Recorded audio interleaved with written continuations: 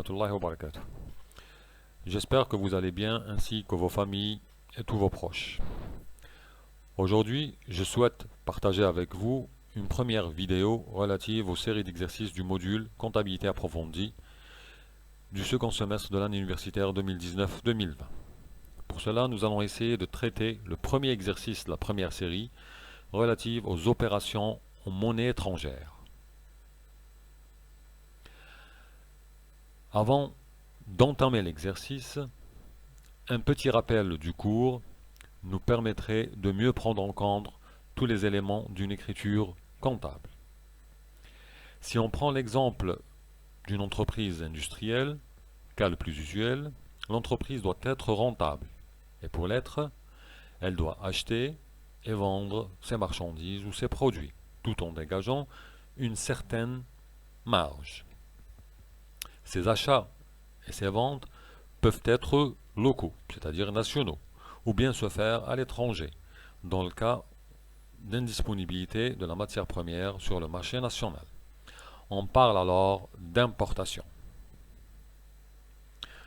Dans ce cas, on peut importer des immobilisations soit corporelles, incorporelles ou financières, telles que les machines, les matières premières, des fournitures, bien sûr dans divers pays, ce qui représente une dette envers le fournisseur étranger.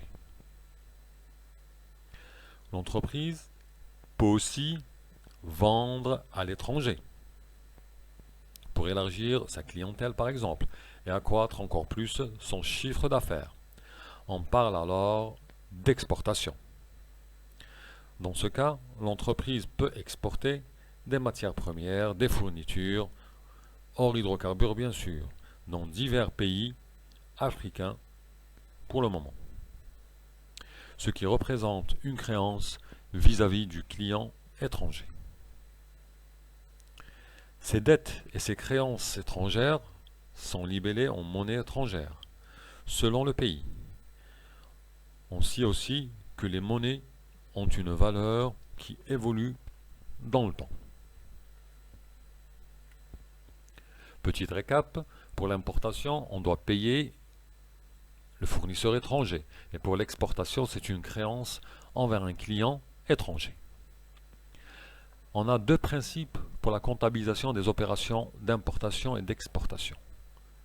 Le premier principe est que les factures d'importation et d'exportation en devises sont enregistrées au cours du jour de la facture, tout en respectant, ce qui permet de respecter deux principes de la comptabilité financière. Le premier principe, c'est le principe d'engagement, qui veut que l'opération soit enregistrée au moment de sa survenance.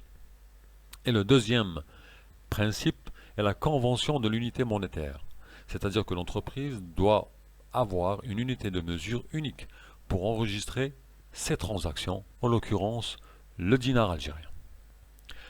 Le deuxième principe, lors du paiement ou du règlement, donc en cas d'importation et d'exportation, les factures sont enregistrées au nouveau cours de la devise.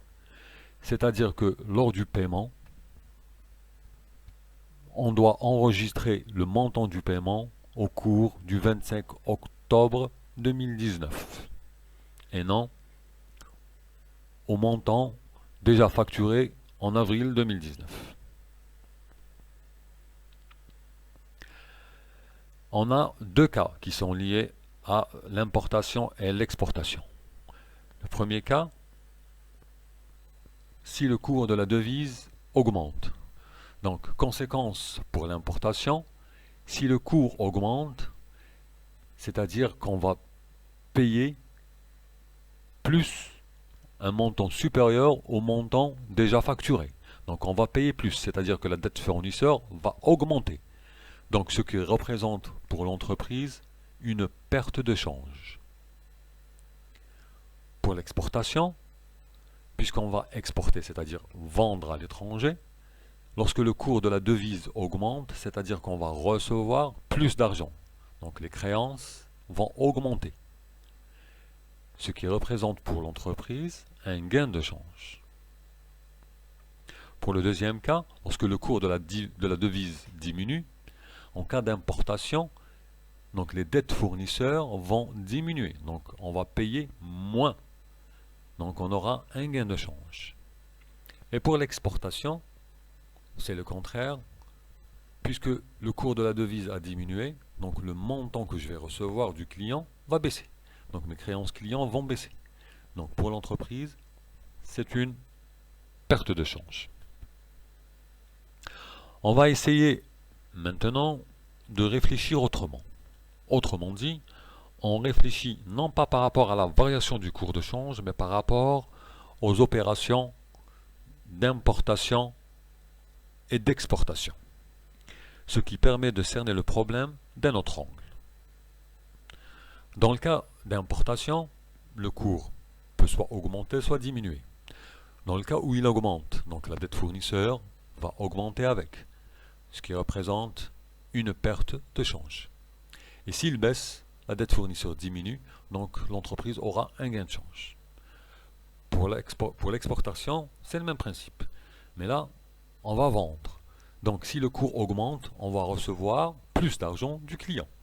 Donc on aura un gain de change. Et si le cours diminue, donc la créance client diminue avec et on aura une perte de change. Maintenant, quels sont les numéros de compte qu'on utilise en cas de perte ou de gain de change? Et pourquoi?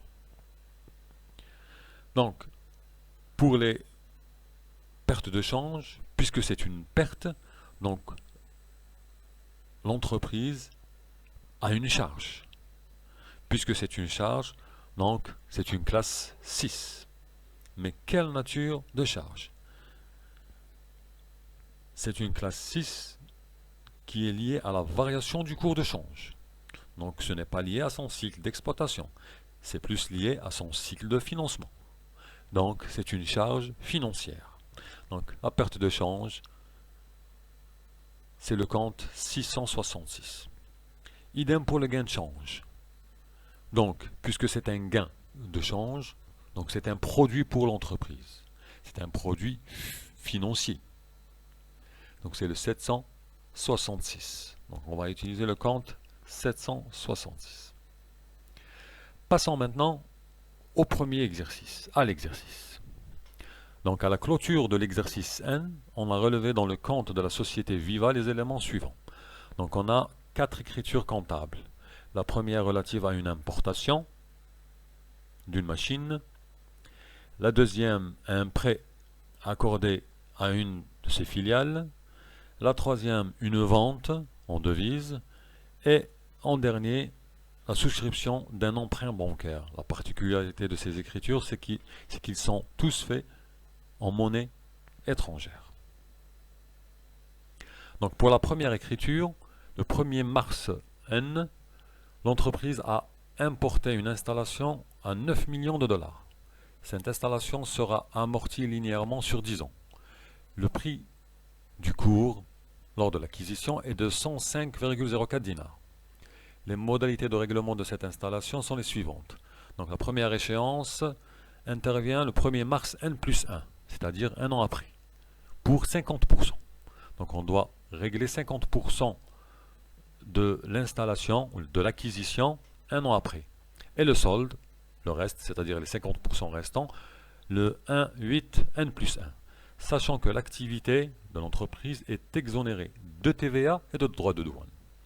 Donc, l'écriture d'acquisition simple, 215, machine, TVA déductible sur acquisition et fournisseur d'immobilisation. Mais on sait que lors de l'importation, la TVA sera réglée avec les droits de douane, au lieu d'être payée aux fournisseurs étrangers. Sauf que là, dans ce cas, l'entreprise est exonérée de TVA et de droits de douane. Donc, non seulement il n'y a pas de TVA lors de l'acquisition, mais il n'y aura pas de règlement de la TVA avec les droits de douane. Donc, l'écriture comptable, c'est 215 404. Au prix de 9 millions de dollars. Donc on doit convertir ce montant au cours du jour, c'est-à-dire du 1er mars. Donc c'est 9 millions fois 105,04. ce qui va nous donner 945 360 000. Passons maintenant à la deuxième écriture. Le 1er août N, la société a prêté à sa filiale américaine 2 500 000 $. Le cours est de 109,65 dinars. Le prêt est à taux 0, donc son taux, et son remboursement sera fin 1,8 N plus 10. C'est-à-dire que le remboursement n'interviendra qu'après 10 ans. Donc là, l'entreprise a octroyé un prêt à une de ses filiales. Donc, elle doit être remboursée, ce qui représente une créance. Une créance sur 10 ans, puisqu'elle est remboursable après 10 ans. Donc, une créance, elle va figurer dans l'actif. Mais puisque c'est une créance supérieure à une année, donc elle va faire partie de l'actif non courant. Donc, elle doit faire partie d'un des sous-comptes du compte 26 et 27, puisque c'est une immobilisation financière. Ce n'est pas une immobilisation ni corporelle ni incorporelle. C'est un prêt, donc c'est une immobilisation financière. Donc elle doit faire partie d'un des sous-comptes du compte 26 ou 27. Alors, leur classement se fait en fonction de leur utilité et du motif de leur acquisition. C'est-à-dire que pour le compte 26, participation et créances rattachées à des participations, on utilise ce compte lorsque l'entreprise exerce une influence ou un contrôle sur l'entreprise émettrice. Donc là, c'est le cas, puisque c'est une filiale du groupe. Et on utilise le compte 27 si l'entreprise détient ou elle a une activité, cette détention plutôt des titres est liée à son activité portefeuille, c'est-à-dire qu'elle est destinée à procurer à l'entreprise une rentabilité satisfaisante, mais sans influence dans la gestion de l'entreprise dont elle détient les titres. Donc, là, pour la deuxième opération, on doit débiter le compte 266, créances rattachées à des participations groupes, puisqu'il fait partie du compte, d'un des sous-comptes du compte 26. Et puisque l'entreprise va verser ce montant à sa filiale, donc le compte bancaire de l'entreprise va être crédité, c'est-à-dire qu'il va diminuer du montant de 2 500 000 $ fois le cours, c'est-à-dire 274 125. Donc le compte sera crédité par la banque du même montant. Pour la troisième écriture, donc au 1er 8N, Viva a effectué une vente pour 180 000 €. Le cours est de 96,90. L'échéance de cette vente est fixée au 20 janvier N plus 1. Donc c'est une vente à crédit, c'est une exportation à crédit. Donc là, l'écriture simple de vente, 411 700 TVA collectée. Mais là, l'entreprise ne va pas recevoir la TVA du client étranger. C'est le même cas que pour l'importation. Il faut se mettre à la place du client.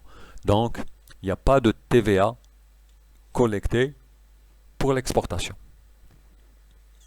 Donc là, l'écriture comptable, c'est 411 700. Avec un montant de 2 500 000, non plutôt 180 000 de la vente, fois le cours, ce qui donne 17 442 000. Pour la dernière écriture, le 1.9N, l'entreprise a souscrit un emprunt bancaire de 1 million d'euros. Cet emprunt est à remboursement constant pendant 10 ans, le 1.9 de chaque année. C'est-à-dire, chaque année, l'entreprise doit rembourser une partie pendant 10 ans. C'est-à-dire, elle doit rembourser le 1/10 chaque année. Et le taux d'intérêt, donc avec un taux, bien sûr, la banque ne travaille pas pour rien, avec un taux d'intérêt de 5%.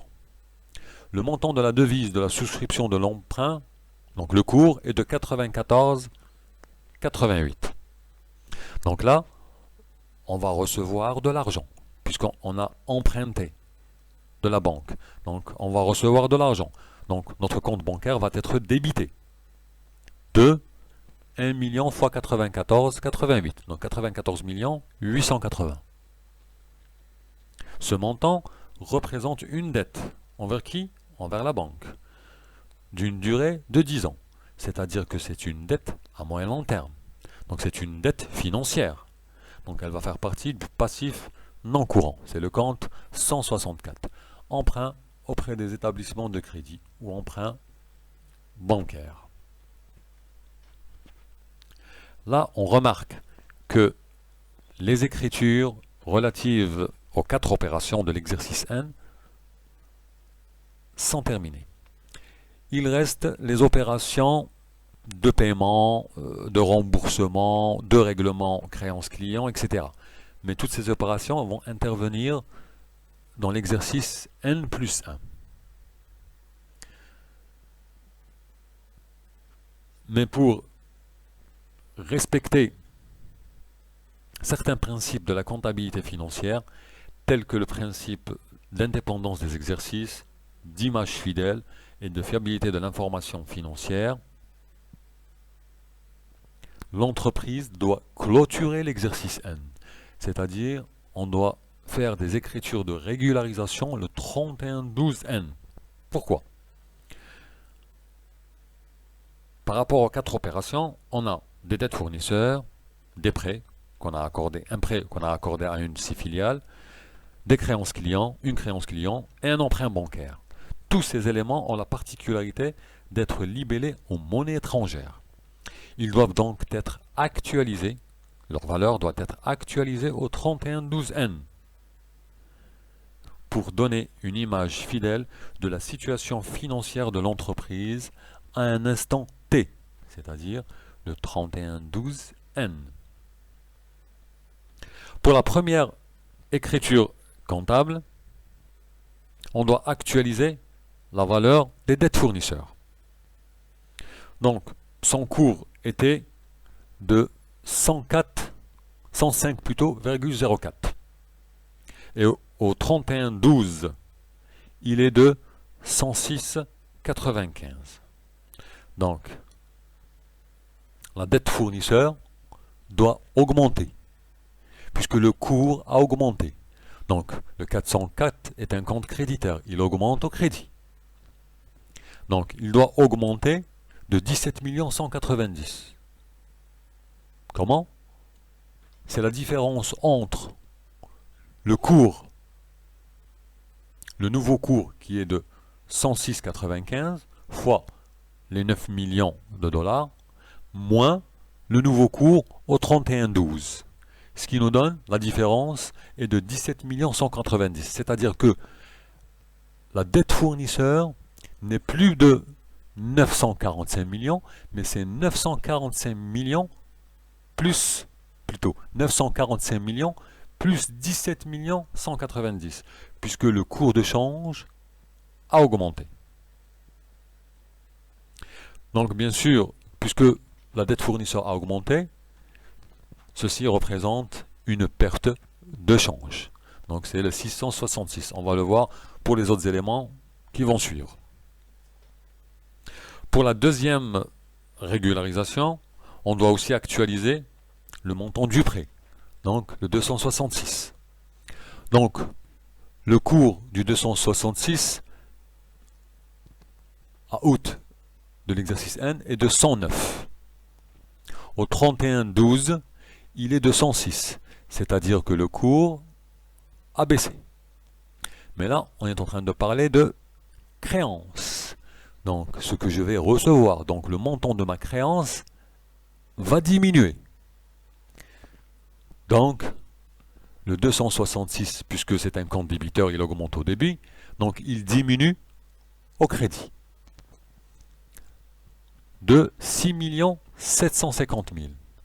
Donc 6 750 000, c'est la différence entre le cours, l'ancien cours et le nouveau cours. L'ancien cours, il était de 109. Donc 2 500 fois 109 nous donne 274 millions, moins le cours à 106, 267 millions. Donc la différence, c'est 6 750 000. On doit aussi actualiser la créance client, la valeur de ma créance. Donc le cours était à 96,9. Au 31,12, il est à 95. Donc ma créance a baissé. Donc c'est le même principe. Ma créance a baissé. Le 411 est un compte débiteur, il augmente au débit. Puisqu'il a baissé, il va diminuer au crédit. D'un montant de 217 800. Les 217 000 ont été calculés, c'est la différence entre l'ancien cours et le nouveau cours. Et en dernier, on doit actualiser le montant de ma dette auprès de l'établissement de crédit. Le cours était de 94,88. Il est devenu au 31,12 de 95. C'est-à-dire que mon emprunt bancaire, c'est-à-dire ma dette financière, va augmenter. Donc le 164, c'est un compte créditeur, va augmenter au crédit pour 810 000. Donc c'est la différence entre le montant à 94,88 moins le nouveau cours, ce qui va nous donner les 810 000. Donc pour toutes ces opérations, elles représentent une perte de change. Donc le 666 avec un montant total de 24 967 800.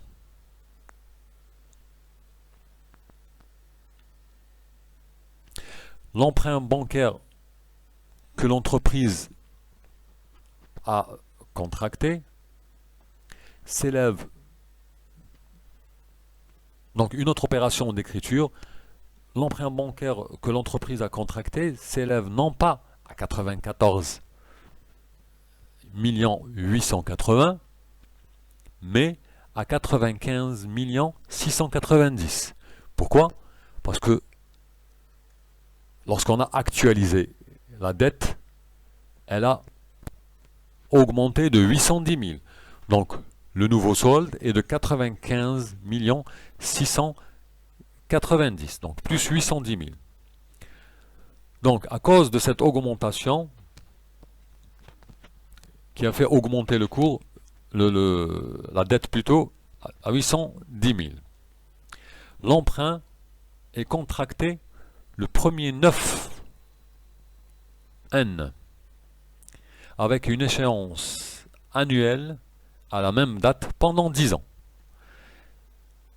C'est-à-dire que l'entreprise va rembourser cet emprunt chaque année pendant 10 ans. Donc une partie, le 1 dixième, va être remboursé le 1/9 de chaque année. Mais il ne faut pas oublier qu'on doit clôturer l'exercice au 31/12 N. Et pour respecter le principe de séparation des exercices, l'entreprise doit calculer l'intérêt relatif à l'exercice N. Pour prendre en considération l'intérêt pour l'exercice N et la partie qui concerne l'exercice N plus 1. Dans notre exemple, l'intérêt est calculé sur une période de 4 mois, puisque entre le 1er 9N et le 31/12 N, on a 4 mois. Donc, charge d'intérêt, une charge d'un compte débiteur, 661, charge d'intérêt va être calculée par rapport au solde de la dette, 95 690, fois 4 sur 12, puisque c'est seulement la partie qui concerne N, fois les 5% du taux d'intérêt, ce qui nous fait 1 594 000. Donc, ces charges sont des charges financières non encore enregistrées en comptabilité. mais qui concerne une partie de l'exercice N, mais que son décaissement ne va intervenir qu'au cours de l'exercice N plus 1, puisqu'on va payer la première échéance le 1,9 N plus 1. Donc l'intérêt qu'on va payer en septembre N plus 1 va prendre en considération les 2 années, 4 mois de l'exercice N et 8 mois de l'exercice N plus 1. Donc, cette écriture comptable va permettre de séparer l'intérêt des deux exercices. Donc, la contrepartie du 661 est une dette financière que l'entreprise doit enregistrer, bien sûr, et honorer en N plus 1. Donc, c'est le compte, elle va faire partie du passif non courant 1688. Autre emprunt et dette assimilée. Donc, intérêt couru non échu. ICNE. Intérêt couru non échu pour le même montant. Donc, après l'actualisation des créances et des dettes en monnaie étrangère, au cours du 31-12N et la constatation de l'intérêt couru non échu, il reste le calcul de la dépréciation de l'actif immobilisé, donc l'amortissement, c'est-à-dire l'amortissement de la machine. Donc, la dotation aux amortissements, c'est le compte 681. Donc, c'est un compte débiteur. Il fait partie du compte de résultat. Donc, le coût d'acquisition, si on se rappelle, on l'a fait au 1er mars N à 945 360. Donc, puisqu'on l'a acquis en mars, donc l'amortissement doit se calculer sur la période de l'exercice N. Donc, c'est sur 10 mois, puisqu'on l'a acquis au 1er mars. Donc, l'utilisation de la machine est pendant 10 mois, divisé par 10, qui est la durée d'utilité de la machine. Ce qui nous donne 78 780 000. La contrepartie des dotations aux amortissements, c'est le compte 28, amortissement des installations, qui va figurer au bilan, pour le même montant.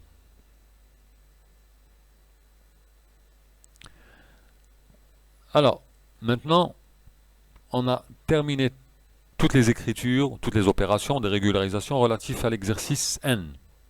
Passons à présent à l'exercice N plus 1. Mais avant cela, on doit contrepasser une écriture. Autrement dit, on doit l'annuler au 1er janvier N plus 1. De quelle écriture il s'agit? Et il faut se poser la question, pourquoi on doit l'annuler? Alors, on annule l'écriture relative à l'intérêt couru non échu. Pourquoi? Ces charges qu'on a constatées, cette charge qu'on a constatée au 31-12N concerne l'exercice N plus 1. Donc, cette annulation va permettre d'annuler la dette constatée au bilan. Donc, le compte 1688, car elle va être payée à l'exercice N plus 1. Et on crédite le 661. Normalement, bien sûr, le 661 est un compte débiteur. On va éclaircir ça avec un exemple. Disons que quand N plus 1, la dette réelle à payer est de 3 millions. Alors, si on fait un petit rappel, au 31-12N, notre charge d'intérêt qui concerne l'exercice N est de 1 594 000. Donc, pour N plus 1, on a annulé le 661. Alors, si on prend l'exemple que arrivé à échéance, on doit régler la banque pour un montant des intérêts de 4 millions. Donc là, on aura un solde, puisque ces 4 millions, comme on l'a déjà dit, concernent la période du 1 septembre N jusqu'au 1 septembre N plus 1. Donc il va concerner 4 mois de N et 8 mois de N plus 1. Donc, mais lorsqu'on a annulé une partie du 661 au crédit, le solde, donc on n'aura pas comptabilisé en N plus 1 4 millions, mais 2 405 000, puisqu'on a annulé les 1 694 parce qu'elles concernent l'exercice N. Donc là, pour N plus 1, on n'a pas payé 4 millions, plutôt on n'a pas constaté 4 millions, mais on a constaté seulement 2 405. 2 405. Le reste, les 1 594, ont été constatés à l'exercice N.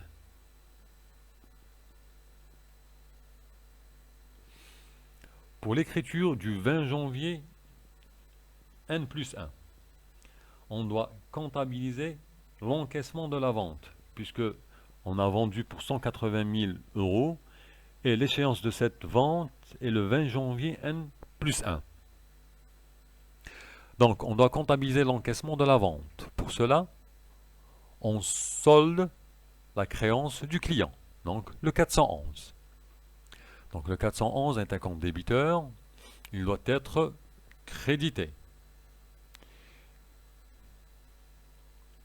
Alors, le solde du compte 411, avec quel montant on va le solder? Donc le 411. Donc on l'a vendu plutôt, la vente s'est faite le 1,8N pour 180 000 euros, fois le cours 96,90. Donc c'est 17 442. Mais au 31,12N, on a actualisé la dette, la créance plutôt, et elle a baissé de 217 800. Donc le solde débiteur est de 17 224 200. Donc le montant de la créance qui va être soldée est de 17 242. Et bien sûr, ces 17 millions vont être encaissés. Donc le 512 va être débité. Mais avec quel montant? Avec le montant du cours du 20 janvier N plus 1. Puisque au 20 janvier N plus 1, le cours est à 94,34. Donc le montant qu'on va encaisser, on va encaisser 16 981 200. Donc là on remarque qu'il y a un déséquilibre dans l'écriture comptable. On a soldé la créance parce qu'elle doit être soldée selon le montant du solde, 17 224. Et on va recevoir seulement 16 millions. Donc on va recevoir moins. Donc la différence représente une perte de change pour l'entreprise. Elle est de 243 000. Pour l'écriture du 1er mars N plus 1, elle concerne la première écriture, puisque lors de l'acquisition, la première échéance est le 1er mars N plus 1, représentant 50% du prix d'acquisition. Donc là, on doit revoir un peu l'écriture d'acquisition. Alors, la première écriture qu'on a faite le 1er mars N, donc c'est 215 404, avec un montant de 945 360. Donc le 404 est créditeur. Donc on doit le débiter pour diminuer le montant de la dette, puisqu'elle va être payée. Donc là, le 404 va être débité. Avec quel montant? Et elle va être débitée par le biais de la banque. Donc on va payer le fournisseur. Donc le compte bancaire va être crédité. Alors, quel est le montant? Donc, pour le 404, on doit faire le T du 404. Alors, le montant de la première acquisition est de 945 millions. Au 31-12, il a été actualisé. Donc sa valeur a augmenté de 17 millions. Donc le nouveau solde créditeur est de 962 550. Ça, c'est le montant de ma dette.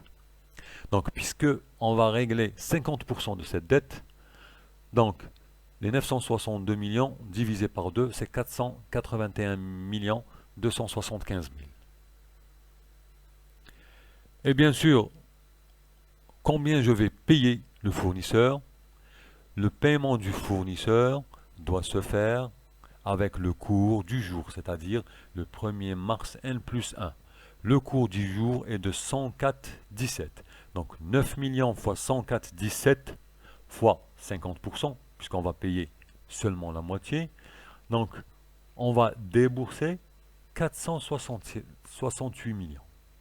Donc on a débité le fournisseur de 481 millions, ce qui représente 50% de la dette, mais on ne va payer réellement que 468 millions. Donc on va payer moins. Donc la différence, c'est un gain de change. C'est 12 510 000. Pour le 1er août N plus 1, c'est le même principe. L'entreprise doit régler le reste. Donc, on doit débiter plutôt le 404 du même montant, les 50% restants. 481 275. Par le biais de la banque. Mais là, le 1er août, le cours n'est plus à 104,17, mais il a changé. Il est à 105,82. C'est-à-dire qu'on va débourser 476 000. Dans tous les cas, il est inférieur au montant de la dette. Donc on doit, la différence, puisqu'on va payer moins, c'est un gain de change qui représente 5 085 000.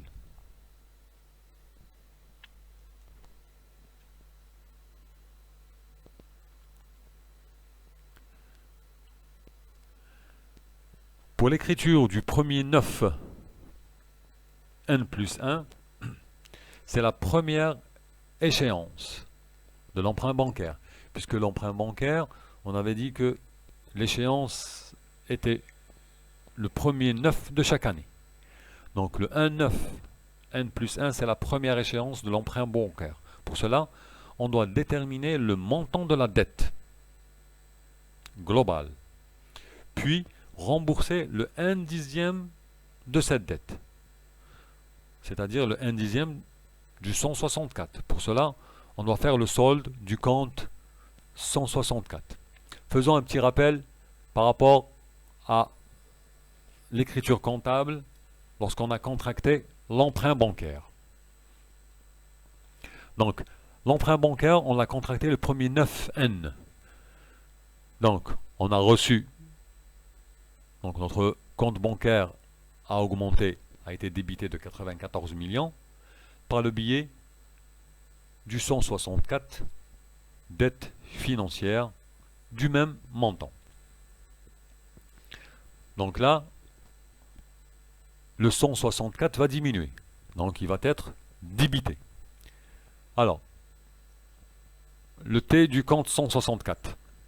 Donc, lorsqu'on a contracté l'emprunt, il a été crédité de 94 880.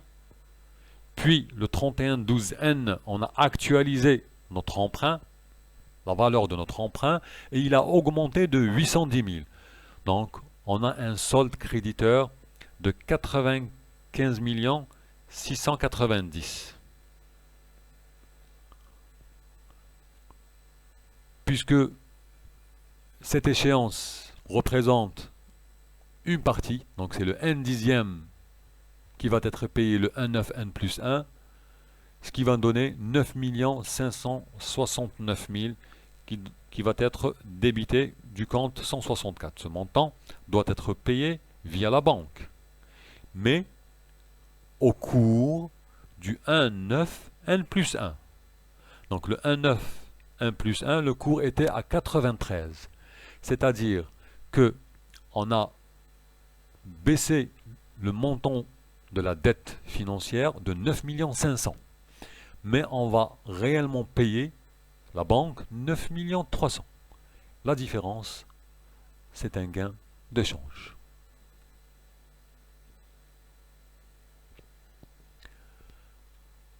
Alors, bien sûr, là, on a payé seulement le capital.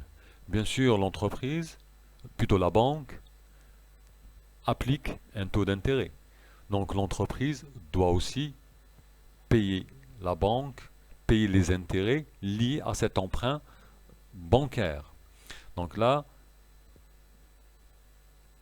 l'emprunt bancaire, plutôt l'intérêt bancaire, est une charge financière. Ça sera le compte 661. C'est un compte débiteur, charge. Donc, le montant qu'on va payer. On a 1 million d'euros fois le cours du 1,9 N plus 1 qui est à 93 fois le taux d'intérêt 5%, ce qui représente 4 650 000. Bien sûr, l'entreprise va payer ce montant à la banque, donc son compte bancaire va être crédité du même montant.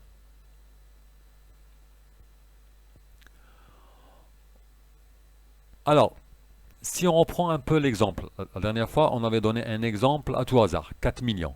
Mais là on est dans le réel. Donc l'entreprise en N plus 1 a payé 4 650 000 comme intérêt. Mais on a en N plus 1, le 1er janvier N plus 1, on a crédité le 661, 1 594 000. Donc, lors du paiement, réellement pour N plus 1, on a seulement pris en considération le solde.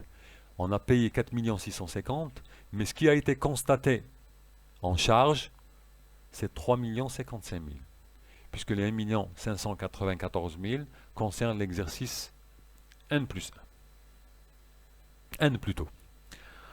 On arrive maintenant aux écritures de régularisation de l'exercice N plus 1. Alors là, en premier lieu, on va procéder à l'actualisation du prêt accordé à sa filiale. Donc, le solde du compte 266.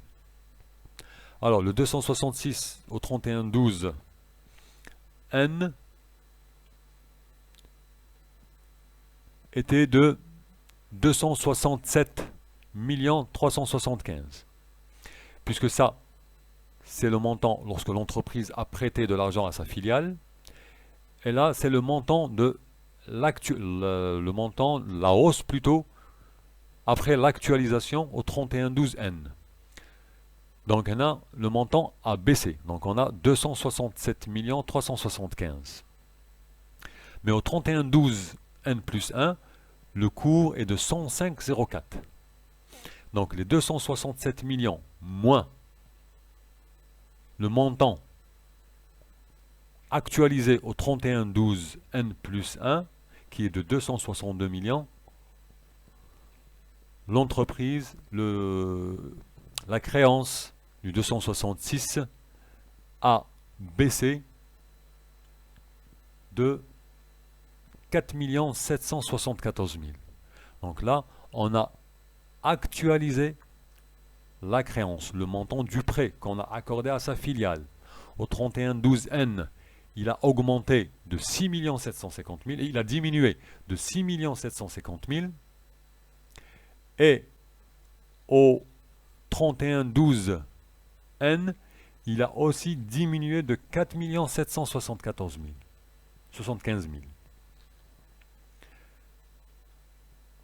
Et bien sûr, puisque le montant qu'on allait récupérer, puisque c'était une créance, a diminué, ça représente pour l'entreprise une perte de change. Pour la deuxième écriture de fin d'exercice, est celle relative à l'amortissement de l'immobilisation qu'on a acquise. Donc, on procède de la même manière qu'au 31-12N, sauf que là, l'amortissement se calcule sur une période de 12 mois et non de 10 mois comme pour l'exercice N, parce qu'on l'a acquis au 1er mars. Donc là, 681 avec le montant d'acquisition 945 millions divisé par 10, c'est 94 millions. Et on débite le 28-15, amortissement des installations, du même montant. Idem pour la troisième écriture. On enregistre l'intérêt couru non échu, puisque on a payé les intérêts et le capital le 1er 9 N plus 1. Donc le calcul va commencer à partir de cette date, jusqu'au 1er 9 N plus 2. Donc là, on doit calculer l'intérêt couru non échu pour l'exercice 31-12 au 31-12 N plus 1. Donc du 1er 9 N plus 1 jusqu'au 31-12 N plus 1. Donc, charge d'intérêt 661 avec le cours du jour fois 4 sur 12, puisque c'est une période de 4 mois, de septembre à décembre, c'est 1 567 000. Et l'intérêt couru non échu, 1688, autre emprunt et date assimilée du même montant. En dernier, on doit actualiser le montant de notre dette financière, c'est-à-dire l'emprunt bancaire. Pour cela, on doit faire le T du 164. Alors, la première écriture, c'est lorsqu'on a contracté le montant auprès de la banque. Le 810 000, c'est l'augmentation de la dette au 31-12N lors de l'actualisation. Puis, les 9 569, c'est le montant du remboursement. Il est au débit. Donc c'est le montant du remboursement au 1er 9 N plus 1.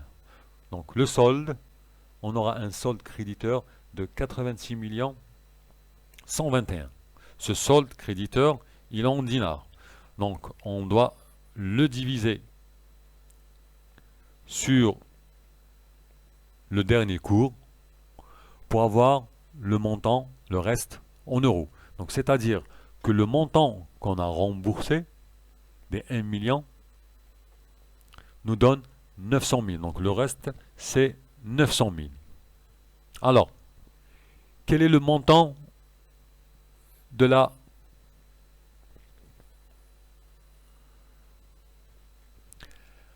donc c'est 900 000 puisqu'on est en train d'actualiser le montant de la dette financière. Donc, le 164,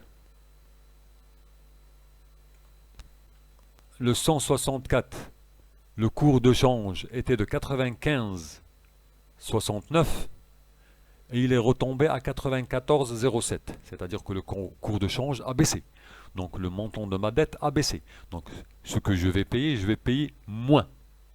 Donc pour l'entreprise, la différence, c'est un gain de change. Donc c'est 1 458 000.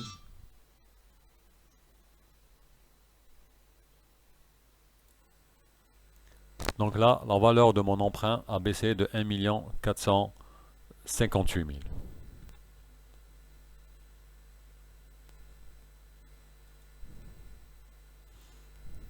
Et en dernier, le total actif doit être égal, plutôt, le total débit doit être égal au total crédit.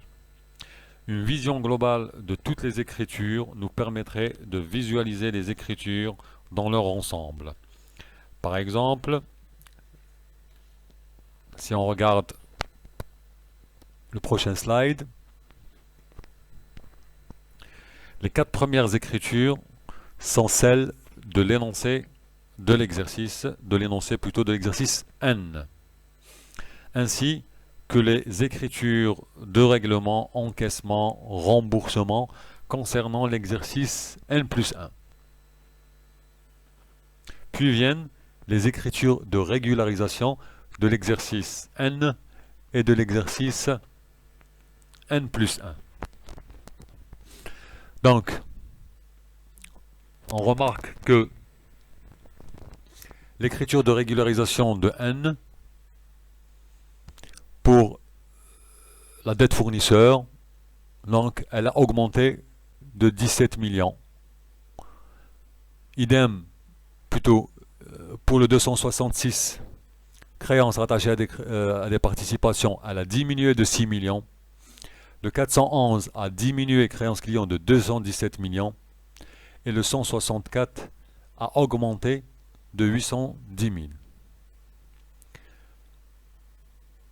L'emprunt bancaire, donc là on a calculé l'intérêt couru non échu relatif à l'emprunt bancaire, puisque concerne l'exercice N, et on a calculé les dotations aux amortissements liées à l'acquisition de la machine.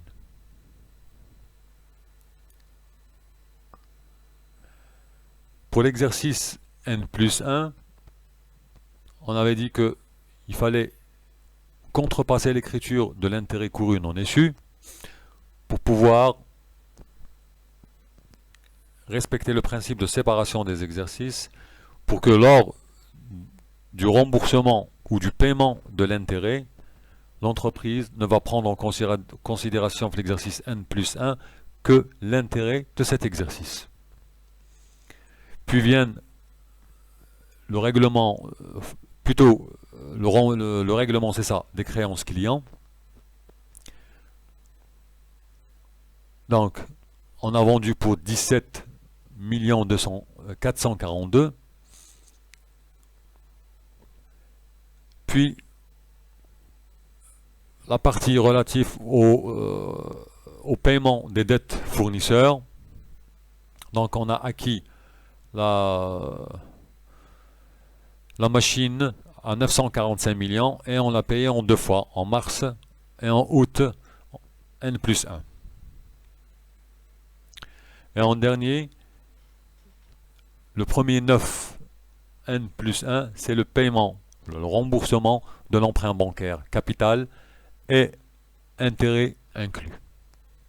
Pour les écritures de régularisation de l'exercice N+1, vous remarquez que c'est presque les mêmes écritures de régularisation de l'exercice N.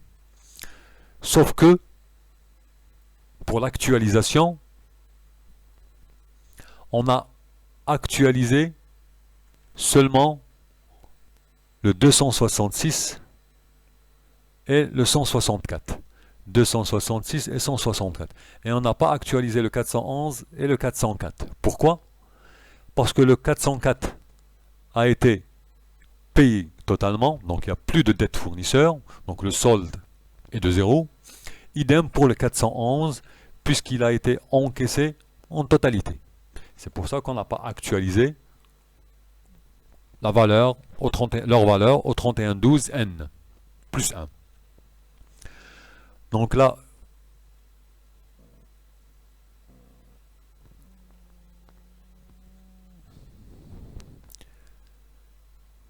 l'écriture de l'amortissement est la même.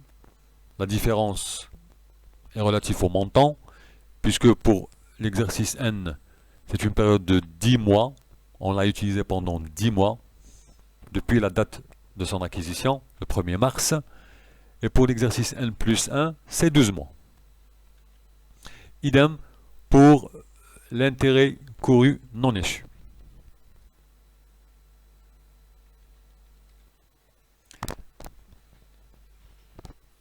Je vous remercie pour votre attention et j'espère que cette vidéo vous aura un peu éclairé.